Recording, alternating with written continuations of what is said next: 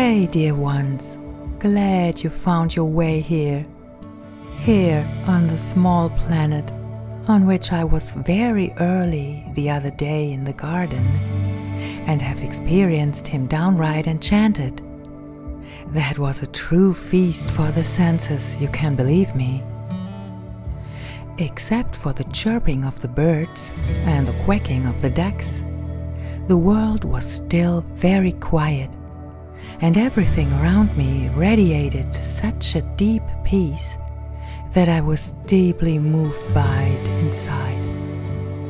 The concert of the birds, the different smells in the different areas of the garden, and above all the light moods let me perceive this garden like a completely own cosmos.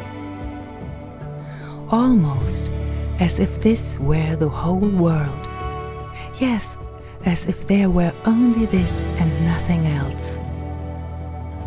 And there I had to think of something my husband sometimes says to me.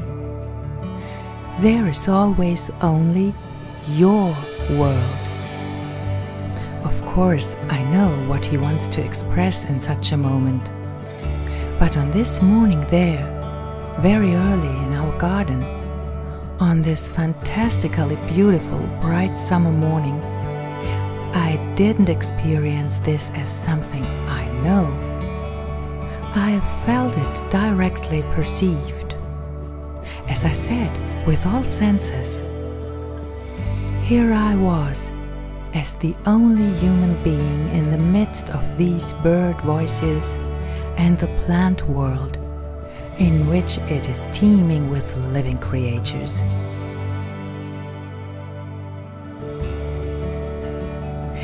And since I have my camera, in such moments, then always from a microcosm, at once a macrocosm, and I am part of it. And I am the one who then perceives everything, looks at everything, smells and sometimes can touch.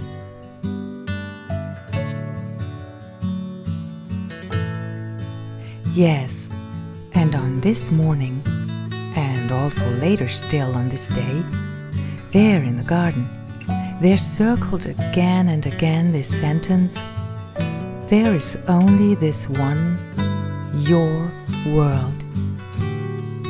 With it is not meant that this my world is the only existing one. Quite the opposite. But it's actually I the one which gets in every single moment all this here around me. Or just also not. Just as this is also valid for you. Also you experience with, perceive in your quite unique way. Or also not. Because, let's be honest, isn't it very often the case that we are not aware of this unique world directly around us? Isn't it very often the case that we lose ourselves in thought constructs and only notice this after quite a while? How often are we really completely where we always are? Are we really present? Do we get what is showing itself to us in every single moment? Are we noticing ourselves? Are we noticing if what we are looking at is perhaps directly accompanied by a sentence in our head, a thought? And that this sentence in our head is perhaps accompanied by an emotion? Or triggers it? And that this emotion affects our body? Yes, that we can even locate it in our body if we are fully awake and attentive? If, and if so, how an emotion or a thought, a picture, a smell, a sound, a sentence, a breeze, whatever, is reflected in our body? Are we breathing freely and softly or shallowly? Are our muscles relaxed? Is our jaw relaxed right now? What about our forehead? I don't always get this, but I always remember. On this day in the garden, it also became quite clear to me what fullness I am surrounded by. There is, of course, especially now in this midsummer season, a great outer abundance. Like, for example, the St. John's wort that we found here when we stopped mowing the lawn short, from which I always make an oil extract for rubs for the darker cold season.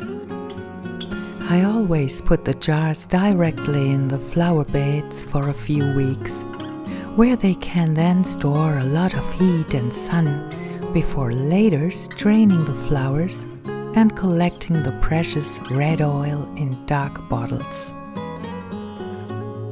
And when I speak of external fullness, then of course it is also particularly clear to me right now with the vegetables in the greenhouse and in the beds.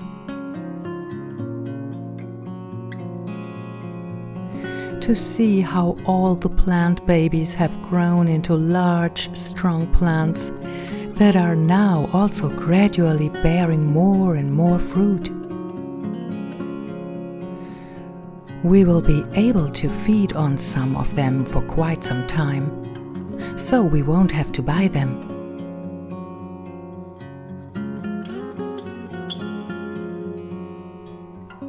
Some I will ferment, pickle or dry, and of course give away.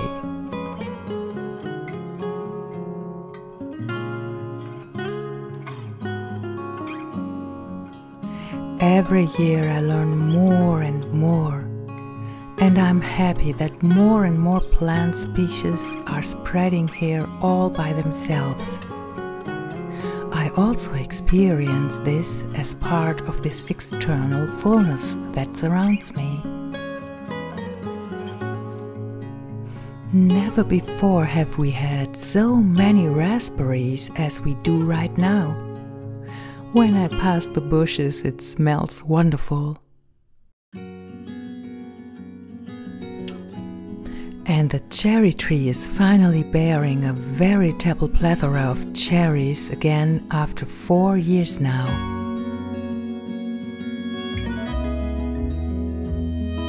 Here too, a fullness that we can even share with the birds without feeling that we are being plundered by them.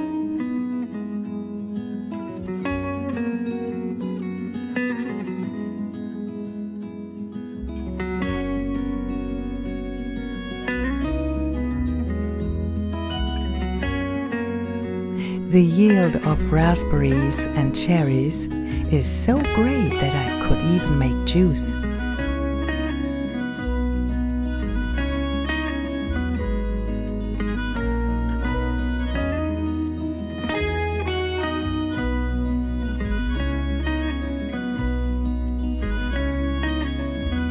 Yes, outer fullness everywhere I look.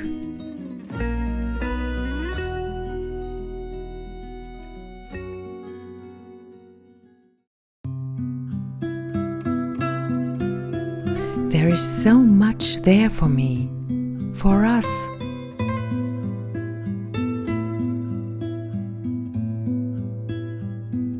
The blossoms of the lime tree, which I dry for a tea, that not only calms and relaxes the mind, but can also help us with feverish colds.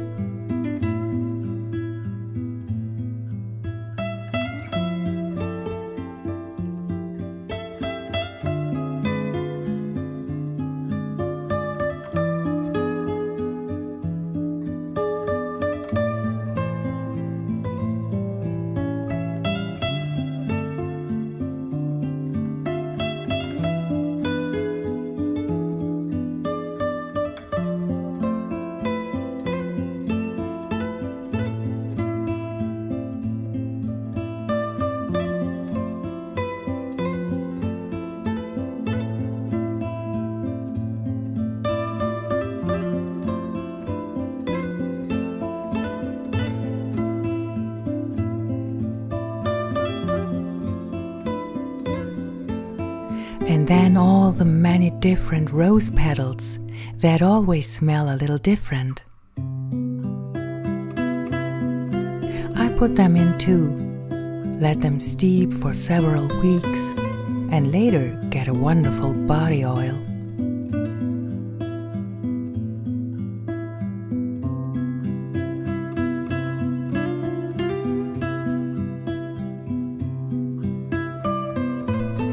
Wherever I look, there is always something there that can nourish or care for me in some way.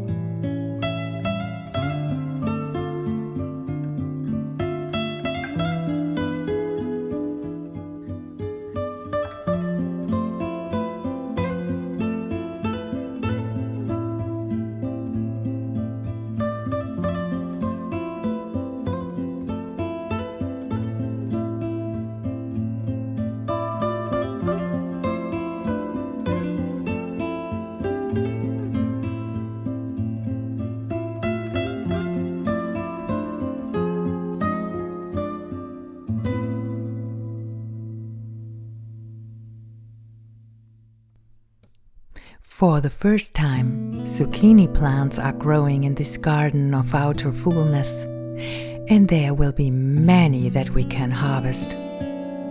Certainly more than we probably need ourselves. So we will be able to give gifts here. All this fullness out here in nature, and its really great giving always leaves me grateful. But what about inner fullness? Can I also experience fullness in me, that is, within myself? Or do I feel lack? Is there something missing? Would I like to have something that I think I lack? Or do I want something to be different than it is right now? If I'm completely honest, then I can say that this can happen to me. Yes, it can actually happen to me at any time that I struggle with what is right now, what is showing itself to me right now, that a desire can arise in me to want to experience things differently than they show themselves to me. This always happens to me when I confuse myself with what I'm not. And then I can remember that thoughts arise in me that tell me something, that tell me a story, sometimes several, stories about what has been, is taken place, or may yet be, or perhaps will be. And I can remember that I'm not all these stories, that they are mental phenomena, a form of memory, or an assumption of what could be or is already lived life. And then I can realize that all this does not correspond to what I could call my true reality at this moment. Then my reality means that I am, for example, here in this garden and sitting on a wooden bench. Thoughts come and disappear again, and I breathe in and out. My belly wall rises and lowers again. My eyes look. Now and then a thought appears or an emotion, to which my body perhaps reacts with a muscle tension. And I am the one who notices all this, who perceives it. I could also say that I'm completely busy with myself, full of all that I am in each and every successive moment. Then there is nothing missing. Is everything there that it needs? And all at once outer and inner fullness merge into one big whole. Let me invite you to come to yourself as often as possible, to be completely with yourself and to remain there, no matter what shows up for you. This little planet here can always be a space for that, if you want. I'm glad if you landed here today, and maybe you'll come back. From me now, all the love, and, as I said, maybe already on soon.